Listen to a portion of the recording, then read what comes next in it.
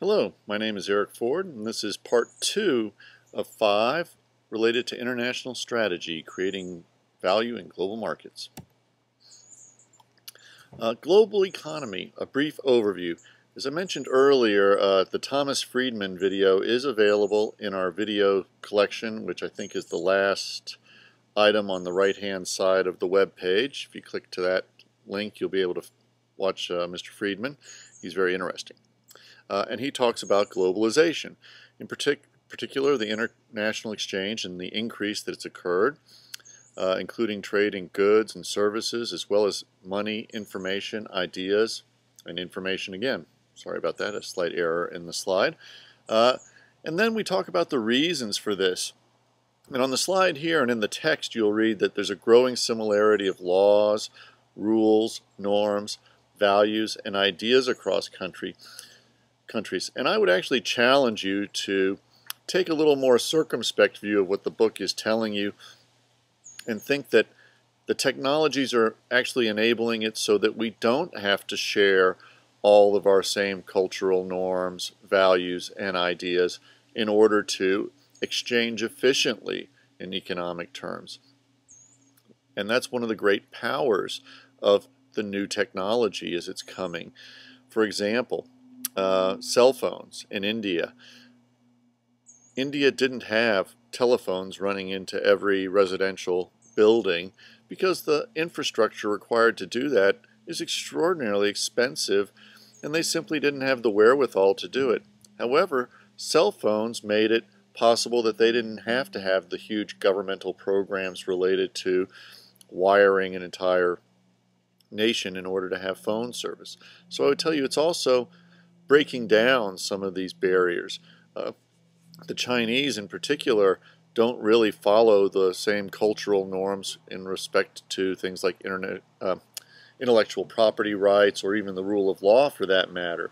So globalization is occurring in part because we're sharing more and more, but also because sharing in some domains isn't as important as it once was. Just a brief review of what's happened in, really the past 20 years.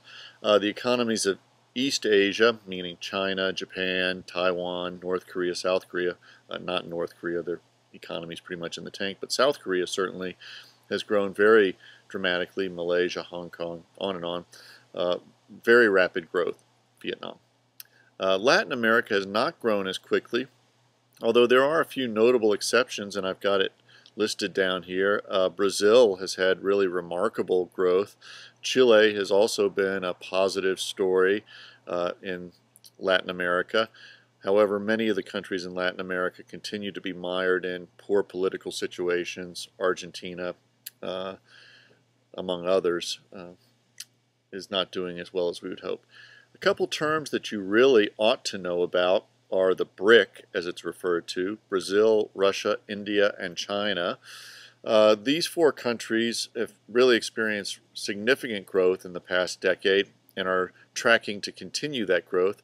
Russia's encountered a few hiccups along the way, and some people are saying that Russia may not be as important as the other three. Nevertheless, they continue to grow at greater than expected rates.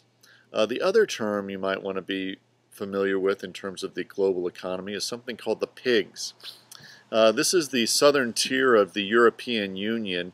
So when you go to Europe and use a euro, which is their currency, these people are all in that common currency: Portugal, Ireland, Italy, Greece, and Spain.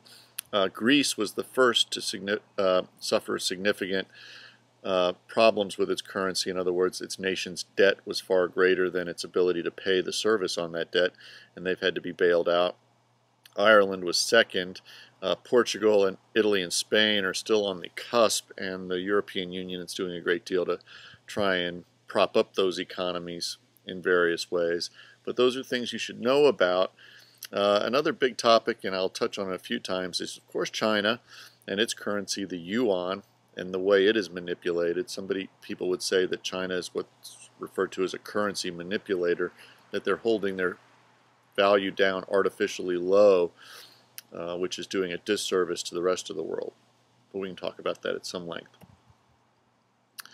All right, There's four big concepts you need to know about nations' competitiveness. And again, this comes from our friend Dr. Porter from Harvard. And if you ever read his book, The Competitive Advantage of Nations, you'll get a big dose of this.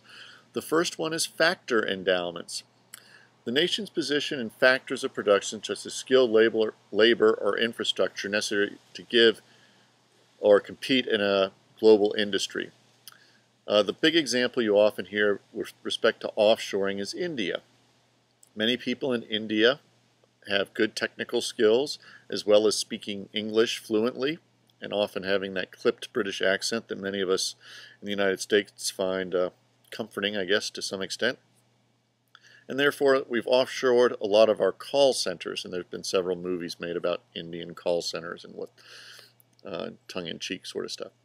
But what about factor endowments as it relates to the industry we're studying? Soccer in North London versus a Brazilian slum, or favela as they're referred to. The World Health Organization issued a report on how the global trade in soccer actually was hurting developing countries that poured too many resources into building soccer stadiums and those sorts of things.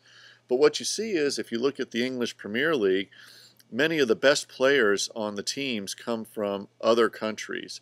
On Chelsea, which is one of the big four as they're referred to, the most popular and best funded teams, is a man named Didier Drogba, and he comes from Côte d'Ivoire, or the Ivory Coast. Very famous. Several Spaniards play in the league. Cesc Fabregas is one of the best known. Fernando Torres, who is the most expensive or highest paid athlete in terms of salary these days. So if you just look at the salary, not the revenue that they make from things like advertising and promoting themselves, Fernando Torres is actually the best paid soccer player in the world.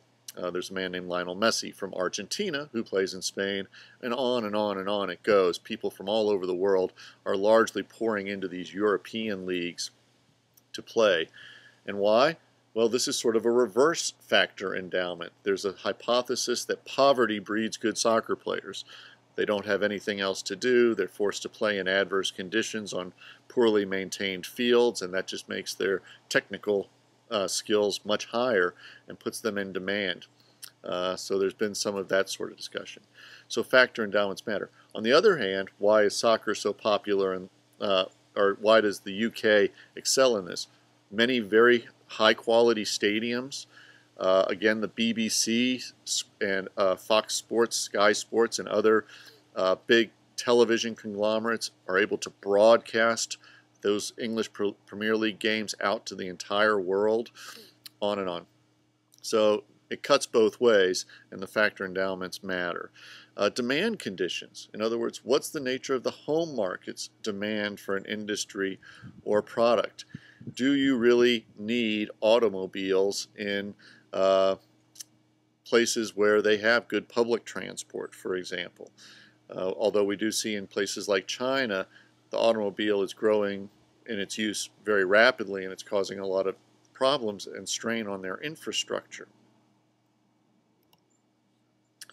Related and supporting industries. The presence or absence in the nation of a supplier industries related to the industries that are internationally competitive. So if you imagine, once again, things like soda. If you want to sell Coca-Cola abroad, you normally need a distribution channel. And do people have vending companies who put the machines into places where people can get at them and buy Coca-Cola the way many of us buy it out of the machine?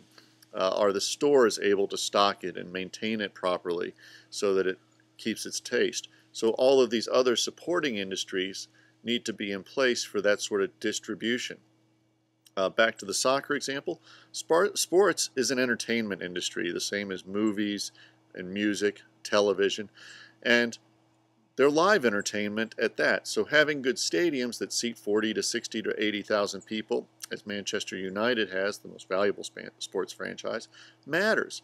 It's a big source of revenue. But again, being able to broadcast that to the broader world via the BBC, Sky Sports, Fox matters.